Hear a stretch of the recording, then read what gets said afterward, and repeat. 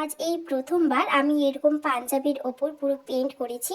তো সেটা কিভাবে করেছি তার জন্য পুরো ভিডিওটা তোমাদের দেখতে হবে। চলো, সবার প্রথমে আমি পাঞ্জাবিটা আর কালার তুলিটা দেখিয়ে দিলাম। আমি প্রতিটা ভিডিওতেই তোমাদের বলি যে আমি যেই তুলিটা ইউজ করি ওটা হচ্ছে 000 তুলি।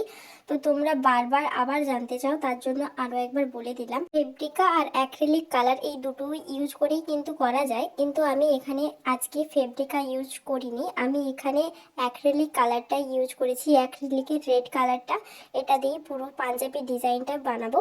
যদিও আমি এরকম পাঞ্জাবির কাজটা প্রথমবারের জন্য করেছি, তবে আমি বলতে পারি এটা কিন্তু অনেকটাই সুন্দর হয়েছে। আর এই পাঞ্জাবির কাজটা দেখার পর আমার কাছে অনেকেই অর্ডার দিয়েছেন, তো তাদেরকে বলবো অবশ্যই এত ভরসা করার জন্য অসংখ্য ধন্যবাদ। দেখো, আমি এখানে পাঞ্জাবির দুধারে আগে ভালো করে দাগ টেনে নিয়েছি, তার উপরে ডিজাইনগুলো করব।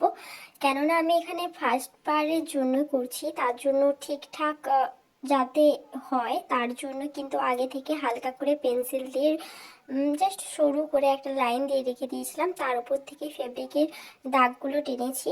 এরপর যে ডিজাইনগুলো করব ওগুলো কিন্তু আমি ডাইরেক্ট তুলিতেই করব। তোমরা চাইলে পেন্সিল দিয়ে আগে করে রাখতে পারো। আমি আসলে যখনই কোনো ডিজাইন বানাই তো আমি একদম ডাইরেক্ট তুলি দিয়েই করি, কেননা আমার মনে হয় যে একবার পেন্সিল দিয়ে করে পুছে আবার করব, এতে ডবল খাটনি। তার জন্য আমি তুলি দিয়েই করি এবং আমার সেটা হয়েও যায়, কোনো সমস্যা হয় না। তার জন্য আমি এরকম করি। কিন্তু তোমরা যারা প্রথমবারের জন্য করবে তাদের জন্য একটাই অ্যাডভাইস দিতে পারি যে তোমরা আগে পেন্সিল দিয়ে এঁকে তার ওপর কালারটা বসাবে, তাহলে তোমাদের যদি কোনো ভুলও হয়ে যায় তোমরা সেখানে পেন্সিলের দাগটাকে পুছে আবার ঠিক মতো করে করতে পারবে। আমার এই পাঞ্জাবি ডিজাইনটা বানাতে প্রায় অনেকটাই সময় লেগেছে। এতটা সময় লাগতো না যদি আমি একদিনই বসে করে দিতাম, তাহলে হয়ে যেত। কিন্তু আসলে আমি একটু ব্যস্ত ছিলাম, ঠিকঠাক মতো সময় দিতে পারছিলাম না, তার জন্যই আমার 2 থেকে 3 দিন সময় লেগেছে। না হলে এটা একদিনেই বানানো হয়ে যেত। এবার অনেকের মনে প্রশ্ন আসতে পারে যে এই কালারগুলো তো ধুলে উঠে যাবে। তো তোমরা হয়তো অনেকেই জানো যে যে কোনো কাপড়ের ওপর যদি পেইন্ট করা থাকে সেটা কিন্তু লং লাস্টিং হয়, কিন্তু তাকে ধোয়ার সময় বেশি কাচাকুচি করা যাবে না। এই কালারটা কিন্তু জল দিলে ওঠে না। আর সবার জন্য একটা ছোট টিপস দিতে পারি যে যখন এই ফেব্রিক কালার দিয়ে ডিজাইনগুলো করবে ওর সঙ্গে একটু জল মেশাবে না, কেননা জল মিশিয়ে করলে ওটা উঠে যায়, কিন্তু ওটা যদি শুধু অরিজিনাল ফেব্রিক দিয়েই করো তাহলে ওটা উঠবে না।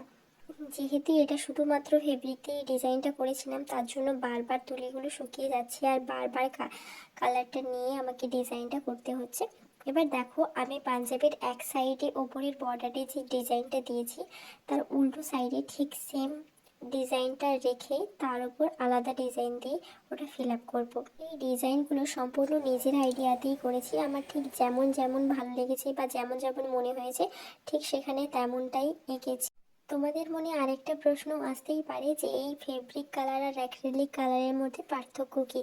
তো আমি এখানে বলে দিচ্ছি যে ফেব্রিক কালার আর অ্যাক্রিলিক কালারের মধ্যে পার্থক্য তেমন কিছু নেই, দুটোই সেম সেম দাম, সব কিছুই একই। শুধু এই অ্যাক্রিলিক কালারগুলো একটু বেশি গাঢ় হয় আর ফেব্রিক কালারগুলো একটু কম গাঢ় হয়।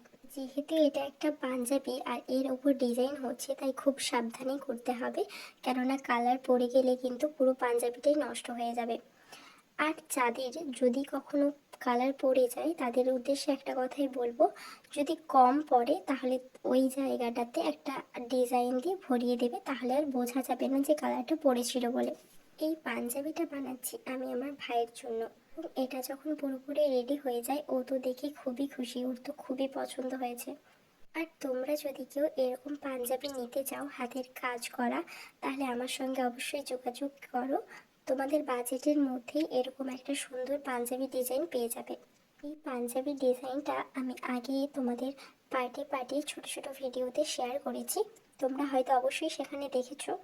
যারা যারা এখনো দেখোনি তাদের উদ্দেশ্যে বলছি আমার ইউটিউব চ্যানেলে গিয়ে দেখে এসো। যেহেতু শর্ট ভিডিওগুলো আমি আগেই আপলোড করেছি, লং ভিডিওটা অনেকটাই পরে করেছি, কিন্তু আমার এই কাজটা অনেকদিন আগেই হয়ে গেছে। খুব ব্যস্ততার কারণে আমি এতদিন এই ভিডিওটা পোস্ট করতে পারিনি, অনেকটা লেট হয়ে গেছে। পাঞ্জাবিটা একটু মোড়াচোড়া লাগছে, কারণ আমরা যখন ডিজাইনটা করি তখন পুরো পাঞ্জাবিটাকে খুলে করি। তো খুলে করার সময় কি হয়, ওটা হাত লেগে অনেকটা মুড়ে যায়। কিন্তু এই ডিজাইনটা পুরোটা কমপ্লিট হয়ে গেলে তারপর যখন আমি এটাকে প্যাকেট করব তখন এটাকে ভালো করে আয়রন করে প্যাকেট করে দেবো, তাহলে তাহলে এই ভাঁজ দাগগুলো পুরো প্লেন হয়ে যাবে আর এই কালারগুলো কিন্তু অনেকদিন লং লাস্টিং হয়। পাঞ্জাবিটার দুই দিকে দুই ধরনের ডিজাইন করেছি, এক পাশে সার্কেল আর এক পাশে চৌকো করে। দুপাশের ডিজাইনের থিমটা কিছুটা একই রকম রেখে তার উপর একটু আলাদা রকম ডিজাইনটা দিয়েছি। আর আর নিচে এরকম 4টা পদ্ম ফুল দিয়েছি। দুপাশের ডিজাইনগুলো একই থিমের ওপর করলে দেখতে আরো বেশি সুন্দর হয়, তার জন্যই আমি দুদিকের পাতা স্টাইলটাও একই দিয়েছি আর ডিজাইনটার থিমটা খানিকটা একই রকমই রেখেছি, শুধু মিডিলগুলো আলাদা ছিল। দেখো আমার পুরোটা কমপ্লিট হয়ে গেছে। এবার তোমরা দেখে বলো এটা কেমন হয়েছে। দেখো আমি যে বলেছিলাম দুপাশের থিমটা খানিকটা একই রেখেছি, তো তোমাদের জন্য আরো একবার দেখিয়ে দিচ্ছি পুরো কাজটা কমপ্লিট হওয়ার পরে কেমন দেখতে লাগছে পাঞ্জাবিটা। আর এটা ছিল হাতার ডিজাইন, এর হাতে এরকম দুটো সেম ধরনের হালকা কিছু ফুল এঁকে দিয়েছি আর এটা হচ্ছে পুরো বডির ডিজাইনটা। এই কাজটা তোমাদের কেমন লেগেছে অবশ্যই কমেন্ট করে জানিও। আর যদি কোনো ধরনের প্রশ্ন থাকে তাহলে কমেন্ট করে জানাতে পারো, পরের ভিডিওতে আমি উত্তর দেওয়ার চেষ্টা করব। যারা ভিডিওটি শেষ পর্যন্ত দেখলেন তাদেরকে অসংখ্য ধন্যবাদ।